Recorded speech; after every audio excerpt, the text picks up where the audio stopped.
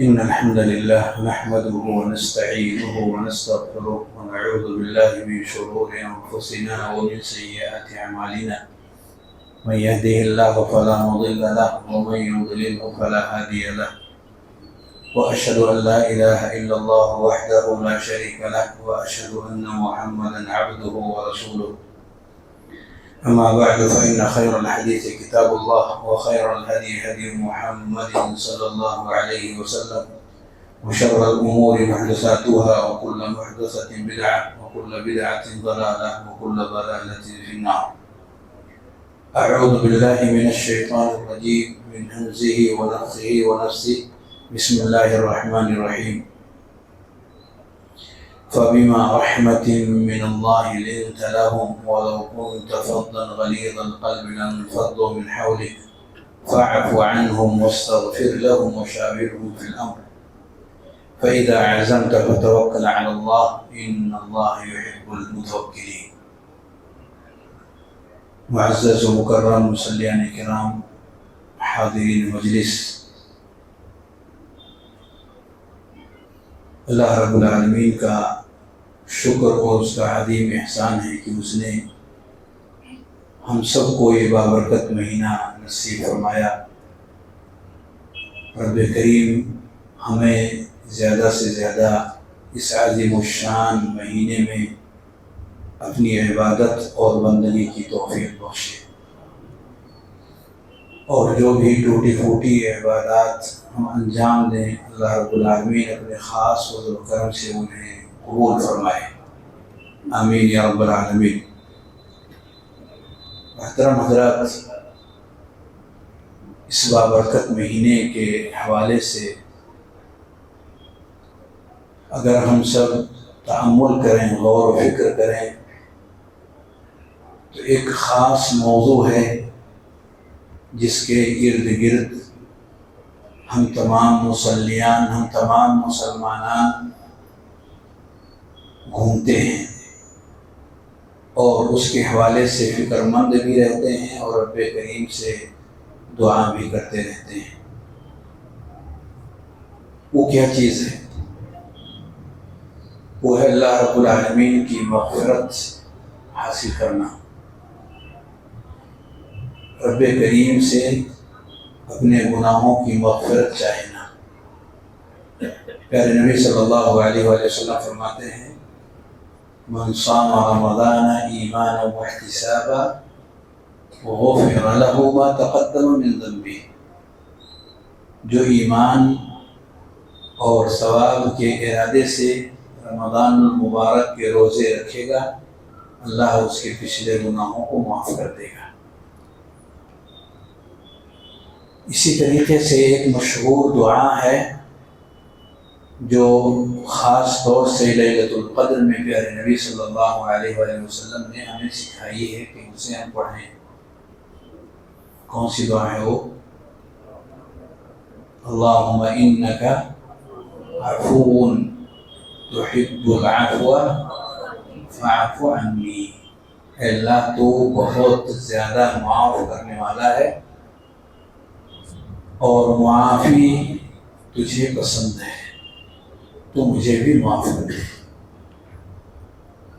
دیکھیں گے دو کلمہ ان دونوں روایتوں کے اندر آیا ہوا ہے. پہلی روایت جو میں نے پیش کی ہے اس میں مغفرت کا ورڈ آیا ہوا ہے، دوسری روایت جو میں نے ذکر کی ہے اس میں معافی کا ورڈ آیا ہوا ہے. کہ دونوں ایک ہی ہیں یا دونوں الگ الگ ہیں؟ اور ہم اللہ رب العالمین سے دونوں ہی چیزیں مانگ رہے ہیں. اور کیوں نہ مانگے ہیں؟ یہ ہر مسلمان کا ایک ایسا عظیم الشان حق ہے کہ وہ اگر اللہ رب العالمین سے یہ چیزیں نہیں طلب کرتا تو یقیناً سعادت کے یہ لمحات اور برکت کے یہ ایام اس کے لیے قابل مبارکباد رہنے سے رہے. رب کی مغفرت اگر شامل حال ہو گئی اس نے اگر ہمیں معاف کر دیا تو بے شک وہ ساری کی ساری چیزیں جو ہمارے راستے کی رکاوٹ بن سکتی ہیں وہ ایک ایک کر کے ہمارے راستے سے ہٹتی ہوئی چلی جائیں گی۔ آئیے ذرا تحمل کریں اور دیکھیں کس قدر ان دونوں کی ضرورت ہے۔ ہم مسلمانان کو اللہ رب العالمین سے مغفرت اور اس سے معافی کس قدر اہمیت کا حامل اور ہماری اہم ترین ضرورتوں میں سے ہے۔ مغفرت کے معنی ہوتے ہیں الستر والتغطیہ،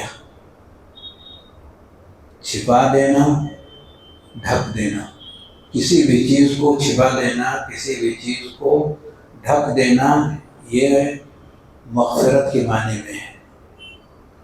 جب ہم اللہ رب العالمین سے کہتے ہیں اللہ تو مجھے معاف کر دے، تو مجھے میری مغفرت فرما دے، تو دوسرے لفظوں میں ہم یہ کہتے ہیں اللہ تو میرے گناہوں کو چھپا دے، میرے گناہوں کو ڈھک دے۔ جو کمیاں اور کوتاہیاں ہم سے ہوئی ہیں اس زندگی کے اندر، اے اللہ تو ان سب کو ڈھک دے، یعنی دنیا کی رسوائی سے اے اللہ تو ہم کو بچا لے اور آخرت کی رسوائی سے تو ہم کو بچا لے۔ کیسے؟ ڈھک کر کے، چھپا کر کے، وہ لوگوں کے بیچ میں نہ آنے پائے اور ہم اس کی بنیاد پر لوگوں کے درمیان رسوا ہو جائیں۔ ایسے ہی آخرت کے روز بھی اللہ رب العالمین ہمیں اسی طرح سے تکریم کا ہمارے ساتھ معاملہ کرے اور ہمارے گناہوں اور کمیوں اور کوتاہیوں کو چھپا کر کے لوگوں سے اسے دور کر دے۔ یہ بہت بڑا اعزاز ہے کہ ایک شخص کے گناہوں کی پردہ پوشی ہو جائے، کمیوں اور کوتاہیوں کو چھپا دیا جائے۔ کون انسان ہے کہ جس کے اندر کمی اور کوتاہی نہیں ہے؟ لیکن یہ کیا وجہ ہے کہ ہم اللہ رب العالمین سے جس چیز کا سوال کرتے ہیں اپنے لیے، وہ چیز ہم اپنے بھائی کے لیے نہیں چاہتے۔ ایسا بہت ہوتا ہے کہ لوگ مانگتے ہیں ضرور رب کریم سے کہ اللہ تو ہمیں معاف کر دے، اللہ تمہاری مغفرت فرما دے، یہ سوال ہماری زبان پر آتا ضرور ہے، لیکن دوسری طرف اگر ہم اپنی زندگی کو پلٹ کر کے دیکھیں گے تو ایک بات یہ بھی کھل کر کے سامنے آتی ہے کہ یہی چیز ہم اپنے بھائی کے لیے نہیں چاہتے۔ کیسے؟ جو ہی ہمارے کانوں تک کوئی خبر پہنچتی ہے فلاں انسان نے یہ غلطی کی ہوئی ہے، صحیح ہے غلط ہے، اس کی تحقیق کریں نہ کریں اس سے پہلے ہی حملے اٹھتے ہیں اور اسے دنیا والوں کے درمیان عام کرنے میں ڈٹ جاتے ہیں، لگ جاتے ہیں۔ اور آج کل سوشل میڈیا اس قدر لوگوں کے درمیان عام ہو چکا ہے کہ سب سے زیادہ وہ چیزیں اس میں نشر کی جاتی ہیں جو انسانیت کے حق میں سم قاتل ہیں، زہر ہیں۔ ایسی چیزیں سوشل میڈیا پر کثرت کے ساتھ نقل ہوتی ہیں، ان کی نشر و اشاعت کی جاتی ہے۔ اگر اس غلطی کا تعلق کسی مسلمان سے ہے تو وہ اور زیادہ قابل نشر ہو جاتا ہے۔ اس خطا کا تعلق، اس کمی کا تعلق اگر کسی نمازی شخص سے ہے مسلمانوں میں تو اور زیادہ اس قابل ہو جاتا ہے کچھ اور نشر کیا جائے۔ جو مسلمانوں کے اندر افراد کی اہمیت اور ان کے مقام اور مرتبے بڑھتے جاتے ہیں، اسی قدر لوگوں کے اندر یہ حوصلہ اور شوق بڑھتا ہے کہ کس قدر اسے تیزی کے ساتھ لوگوں کے درمیان عام کیا جائے۔ کیا یہی ہم مانگتے ہیں رب کریم سے؟ کیا یہی ہم چاہتے ہیں اپنے رب سے کہ اللہ تمہیں جتنے گناہ کرو لوگوں کے درمیان عام کر دے؟ یہی سوال ہم کرتے ہیں اللہ سے؟ ہم تو اس سے معافی مانگ رہے ہیں، تو کیا معافی صرف اپنے لیے مانگتے ہیں؟ معافی اوروں کے لیے نہیں مانگتے؟ یاد رکھیے اللہ رب العالمین جن صفات اور جن اسماء کا اور جو نام اللہ رب العالمین کے لیے مختص ہے، رب کریم یہی چاہتا ہے کہ بندے وہ صفات اپنے اندر لانے کی کوشش کریں، پیدا کرنے کی کوشش کریں۔ جو خوبیاں رب کریم کے اندر ہیں، جس نے جن خوبیوں کو اللہ رب العالمین نے اپنی ذات کے لیے انتخاب فرمایا ہوا ہے، وہ ساری کی ساری خوبیاں ایسی ہیں کہ انسانوں کو آگے بڑھ کر کے ان خوبیوں کو اپنانا ہے۔ انہی میں سے ایک خوبی معاف کرنا ہے، کسی چیز کو چھپا دینا ہے، کسی چیز کو ڈھک دینا ہے۔ پیارے نبی صلی اللہ علیہ وسلم اس کی فضیلت میں ذکر کرتے ہیں، من ستر مسلما سترہ اللہ یوم القیامہ، جو شخص کسی مسلمان کی پردہ پوشی کرے گا، یعنی اس کی کسی غلطی کو ظاہر ہونے اور ظاہر کرنے کے بجائے اسے چھپانے اور اسے ڈھکنے کی کوشش کی جائے گی، تو اللہ کیا کرے گا اس کے ساتھ؟ آخرت میں قیامت کے روز اس کی غلطیوں کو رب کریم چھپا دے گا بدلے میں۔ وہ یوم الجزا ہے، بدلے کا دن ہے۔ جیسا ہم اس دنیا کے اندر چاہتے ہیں اور کرتے ہیں، وہی بدلہ اللہ رب العالمین ہمیں بھرنے کے بعد دینے والا ہے۔ یہ معنی ہے اس نام کا اور اس صفت کا جسے مغفرت کہتے ہیں۔ ہم اللہ رب العالمین سے چاہتے بھی ہیں، مانگتے بھی ہیں، اور مانگنا بھی چاہیے اور اس کو پھیلانا بھی چاہیے، اسے لوگوں کے اندر عام کرنا بھی چاہیے۔ دوسرا جو کلمہ ہے جس کو معافی کہتے ہیں، عفو، اللہم انک عفو، اس کا کیا معنی ہے؟ کیا دونوں ایک ہی معنی میں ہیں یا کچھ فرق؟ العفو، عفو کے جو معنی ہے اس کے معنی ہوتے ہیں المسح، اس کو مٹا دینا، اس کی کوئی جڑ باقی ہی نہ رہے، اس کا کوئی اثر انسان کے دل کے اندر باقی ہی نہ بچے، یہ عفو ہے۔ وہاں تو ڈھکنے کی بات تھی، یعنی اس کی جڑیں موجود ہیں، اس کا اصل موجود ہے، پر اسے ڈھک دیا گیا، وہ نقصان دہ نہیں ہوگا، وہ تکلیف دہ نہیں ہوگا، نہ یہاں تکلیف آپ کو دینے والا اور نہ ہی مرنے کے بعد آپ کے لیے تکلیف دہ ہوگا۔ اور اس سے بھی بڑھ کر کے ایک بڑا کام جو عفو کے ذریعے سے ہم اللہ رب العالمین سے طلب کرتے ہیں کہ اللہ ہمارے دل کے اندر سے اسے خرچ کر کے ختم کر دے، اس کا کوئی اثر ہی ہمارے دل میں باقی نہ رہ جائے،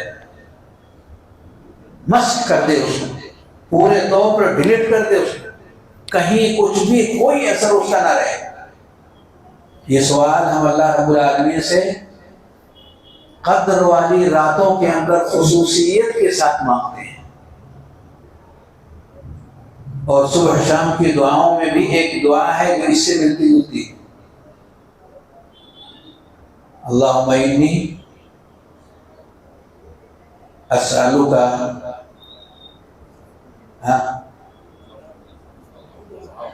العفو والعافیہ فی الدنیا والآخرہ۔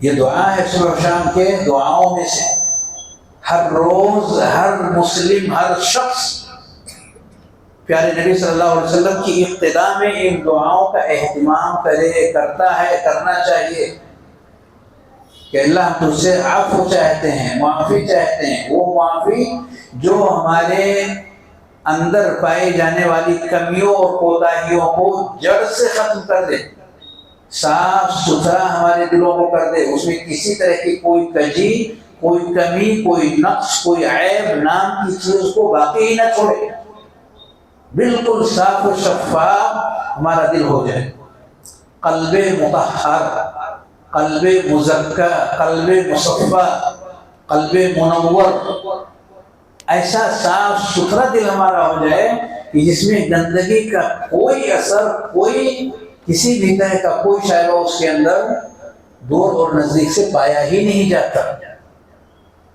کتنی بڑی چیز ہے جو ہم اللہ رب العالمین سے مانگتے ہیں۔ کاش مانگتے وقت صرف رمضان ہی میں نہیں، ہر روز ایک مسلمان رب کریم سے یہ مانگتا ہے، اور مانگنا چاہیے۔ ہر روز اسے رب کریم سے اپنی پاکی کا، اپنی صفائی کا، اپنی پاکیزگی کے ان تمام چیزوں کا اللہ رب العالمین سے اگر وہ نہیں چاہتا تو کون ہے جو ہمارے دلوں کو صاف ستھرا کر سکے گا؟ کوئی ہے جو ہمارے دل کی صفائی کا کام کر سکے، دل کو منور کر سکے، دل کو پاکیزہ کر سکے، دل کے اندر کی گندگیوں کو، اس کے اندر میل و کچیل کو، اس کے اندر پائی جانے والی گندگی کو صاف کر سکے؟ کیا ایسا نہیں ہے کہ آج ہمارے دلوں میں نامعلوم کن کن کے تعلق سے بغض ہے، نفرت ہے، کینہ و کپٹ ہے، عداوت و دشمنی ہے، سلام و کلام تک نہیں ہے، چہرہ دیکھنا گوارا انسان کو ہو ہی نہیں پا رہا۔ فلاں شخص اگر موجود ہے تو وہاں ہمارا بیٹھنا ممکن نہیں۔ کیا یہ دل کی پاکی ہے؟ کیا یہ وہ صاف ستھرا دل ہے جو مرنے کے بعد انسان کے لیے نفع بخش ہوگا؟ یوم لا ينفع مال ولا بنون الا من اتى الله بقلب سلیم، جس دن کی صاف ستھرے دل کے علاوہ کوئی بھی چیز انسان کے لیے فائدہ مند نہیں ہوگی۔ اگر ہمارے دلوں کے اندر اتنی زیادہ گندگیاں اور کمیاں موجود ہیں، بغض و نفرت سے اگر ہمارا دل اس قدر لگا پڑا ہوا ہے، کیا ہم سمجھتے ہیں کہ اس کے ساتھ ساتھ ہم کامیابی کے راستے پر چل سکیں گے، تیزی کے ساتھ دوڑ سکیں گے، اللہ رب العالمین سے ملنے کے لیے جس دوڑ کی ضرورت ہے وہ ہمارے اندر پیدا ہو سکے گی؟ ایسا نہیں ہو سکتا۔ ایک مسلمان شخص کی خوبی یہ ہے کہ صبح سے لے کر کے شام ہونے تک وہ شخص ہمیشہ اس بات کا اہتمام کرتا ہے کہ رات گزرنے سے پہلے اس کا دل پاک و صاف ہو جائے۔ رات جو بیتے، آنکھیں جو اس کی لگیں، آنکھیں بند ہونے سے پہلے نہیں معلوم کہ یہ جو آنکھ بند ہو رہی ہے پھر کھلے گی بھی یا نہیں کھلے گی۔ آنکھیں بند ہونے سے پہلے، بستر پر دراز ہونے سے پہلے وہ انسان اپنے دل کا جائزہ لے۔ ہمارے دل کے اندر اس وقت میل ہے کس کے تعلق سے؟ کیوں نہیں ہم نے اس کی صفائی کے حوالے سے کوششیں کیا؟ الا رجلا كانت بينه وبين اخيه شحناء، وہ انسان جس کے دلوں کے اندر یہ گندگی ہے، اس طرح کے بغض و نفرت ہے، وہ دل اگر ایسا ہے تو ہر سوموار اور جمعرات کو جو رب کریم مسلمانوں کی مغفرت فرماتا ہے، ایسے لوگوں کی مغفرت نہیں کرنے والا۔ صحیح مسلم کی روایت۔ کیا کہا جاتا ہے؟ انظروا هذين حتى يصلحا، آپ انہیں چانس دے دیں، انہیں موقع دے دیں یہاں تک کہ یہ صلح کر لیں۔ صلح کرنے تک کے لیے انہیں موقع دیں، یہ دونوں مل جائیں۔ ایک دن گزر گیا، 2 دن گزر گیا، 3 دن گزر گیا، کیا اس کے بعد بھی گنجائش ہے؟ گنجائش کا یہ آخری دن ہے۔ لیکن کیا ہماری زندگیاں ایسے ہی ہیں کہ ہم 3 دن کے اندر اپنے معاملات کو پورے کے پورے طور پر اسے ختم کر لیتے ہیں؟ آیت کریمہ جو میں نے پڑھی ہے، اللہ رب العالمین نے پیغمبر نبی صلی اللہ علیہ وسلم کو حکم دیا فاعف عنہم واستغفر لہم، آپ انہیں معاف کر دیں اور ان کے لیے اللہ رب العالمین سے مغفرت طلب کریں۔ آپ معاف کر دیں یعنی آپ کچھ ایسا کریں کہ آپ کے دل میں ان کے تئیں کسی بھی طرح کا کوئی میل آپ کے دل میں باقی ہی نہ رہے، آپ مٹا دیں۔ جو بھی کمیاں اور کوتاہیاں ان کی طرف سے آپ تک پہنچی ہوئی ہیں، جو اذیتیں، جو نقصان، جو تکلیف، جو مصیبتیں ان کی طرف سے آپ کو آئی ہوئی ہیں، آپ کیا کرنے والے ہیں؟ معاف کرتے ہیں۔ معافی کا یہ لفظ آتا ہے کثرت سے، معاف کر دیں۔ کس کو معاف کر دیں؟ کس شخص کو معاف کر دیں؟ کس کو معاف کرنی چاہیے؟ اللہ رب العالمین نے سارے انسانوں سے خطاب کر کے کہا خذ العفو وامر بالعرف واعرض عن الجاہلین، آپ معافی کا معاملہ کریں۔ کس کے ساتھ؟ ہر شخص کے ساتھ۔ معافی آپ کا یہ شیوا ہو، آپ کا یہ طریقہ ہو، آپ کا یہ سسٹم ہو ہر انسان کی زندگی کے اندر، اس کا فائدہ سامنے والے کو کم اور معاف کرنے والے شخص کو اس سے کئی گنا بڑھ کر کے ہونے والا ہے۔ اس لیے اس بات کی تاکید کی جا رہی ہے۔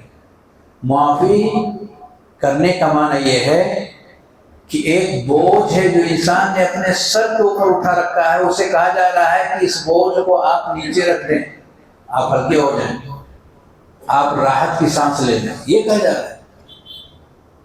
لوگوں سے یہ کہا جا رہا ہے کہ آپ بوجھ تلے دبے ہوئے ہیں، لوگوں سے یہ کہا جا رہا ہے کہ آپ کے پیروں کے اندر زنجیر لگی ہوئی ہے، آپ چل نہیں سکتے۔ آپ چلنا چاہتے ہیں لیکن آپ کے پیروں میں جو زنجیر لگی ہے پہلے اس کو کاٹ دیں، پھر آپ کے لیے چلنا آسان ہو جائے گا۔ معافی کا یہ معنی ہے کہ سامنے والا جس شخص کو آپ معاف کرنا چاہتے ہیں یا جتنے لوگوں کو آپ معاف کرنا چاہتے ہیں، ان کو اس کا جو بینیفٹ اور فائدہ اور نفع ملنے والا ہے وہ تو اپنی جگہ پر ہے، لیکن اس سے پہلے معاف کرنے والے شخص کے لیے اتنا بڑا گفٹ اور اتنا بڑا ہدیہ ہے کہ دنیا کے اندر اگر وہ کامیاب ہونا چاہتا ہے آخرت سے پہلے تو سب سے بنیادی کام جو اس کے لیے ہے ڈیلیٹ کرنا ہر ان چیزوں کو جو اس کے اپنے نفس کو نقصان پہنچانے والی ہے، جو اس کے ذہن و دماغ کو صاف ستھرا رہنے سے رکاوٹ بن رہی ہے، اسے اپنی زندگی سے دور کر دینا، ہر اس چیز سے اپنے نفس کو الگ کر دینا جو ہمارے نفس تک پہنچ کر کے اور اس کی قوت کو کھینچ لے رہی ہے، اس کی انرجی کو چاٹ رہی ہے۔ اندر ہی اندر سے ایسا محسوس ہو رہا ہے کہ جیسے کوئی دیمک کسی لکڑی کے اندر لگ جائے اور اندر سے اس کو کھوکھلا کر دے۔ یہ صورتحال انسان کی رہتی ہے جب تک وہ معاف نہیں کرتا ہے، اور معاف کر دیا یعنی اپنی انرجی کو سیف کر لیا، اس شخص نے انرجی اس کی سیف ہو گئی، انرجی کو بچا کر کے وہ مومن المؤمن القوی کی فہرست میں شامل ہو جاتا ہے۔ طاقتور مومن ہے جس نے انرجی کی حفاظت کے لیے ہر اس چیز کو جو اس تک پہنچ کر کے اس کے اندر کے قوتوں کو وہ کم کر رہی تھی، دور کر رہی تھی، ختم کر رہی تھی۔ لیکن زبان سے معافی کرنا لوگوں کے لیے آسان ہے، چاہو ٹھیک ہے معاف کر دے، پر وہ ہمارے لیے فائدہ مند نہیں ہے جب تک کہ زبان سے نکلنے والا کلمہ دل تک پہنچ کر کے دل کے اندر موجود جو اس کے اثرات ہیں ان کو ڈیلیٹ نہ کرتے، ان کو صاف نہ کرتے، اس کا اثر دل تک پہنچنا ضروری۔ یعنی دوسرے لفظوں میں کھل کر کے اگر آپ اس کو ذہن نشین کرنا چاہیں کہ اس موضوع کو اپنے ذہن سے بھلا دیں، بھول جائیں اس موضوع کو، یہ معنی ہے اس کے اثر کو ختم کرنے کا۔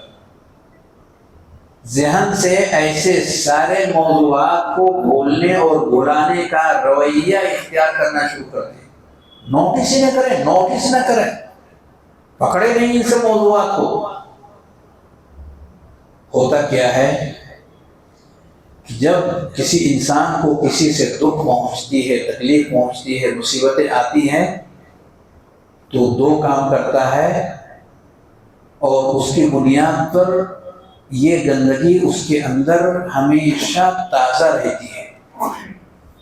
نمبر ایک، زبان سے چرچا کرتا ہے، تذکرہ کرتا ہے لوگوں سے، زبان سے تذکرہ کرتا ہے، چرچا کرتا ہے، ہمارے ساتھ ایسا ہوا، ایسا ہوا، ایسا ہوا، ایسا ہوا۔ لوگ کہتے بھی تو ہیں غم بانٹ لو،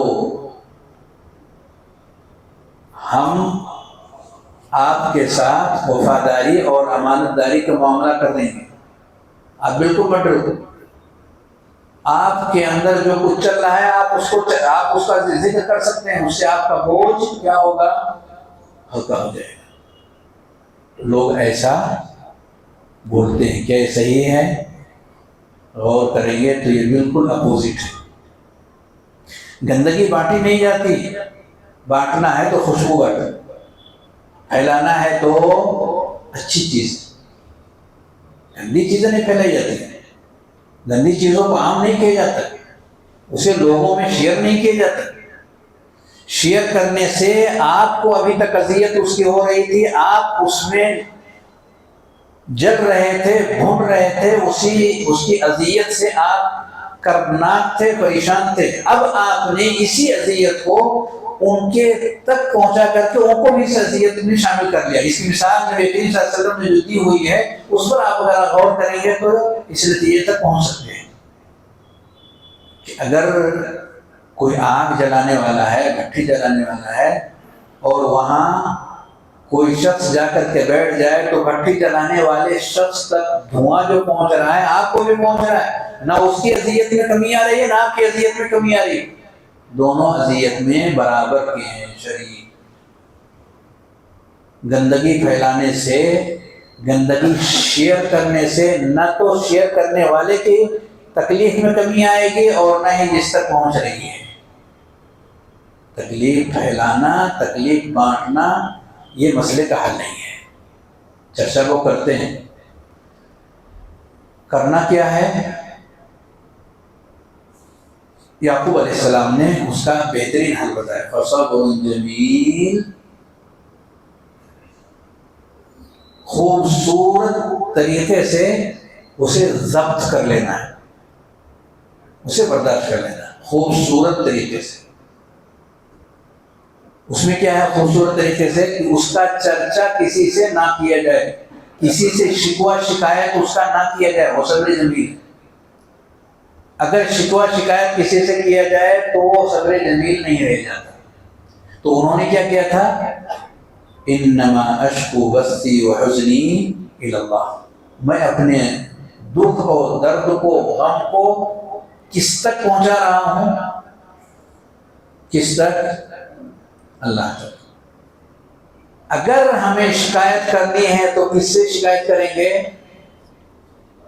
وہ رب جو ہماری اس تکلیف کو دور کرنے پر قادر ہے، اس کے پاس قوت ہے، اس کے پاس طریقے ہیں، سسٹم ہے اس کے پاس، وہ ہمارے اس زخم پر مرہم رکھ دے گا، اس سے شکایت کریں۔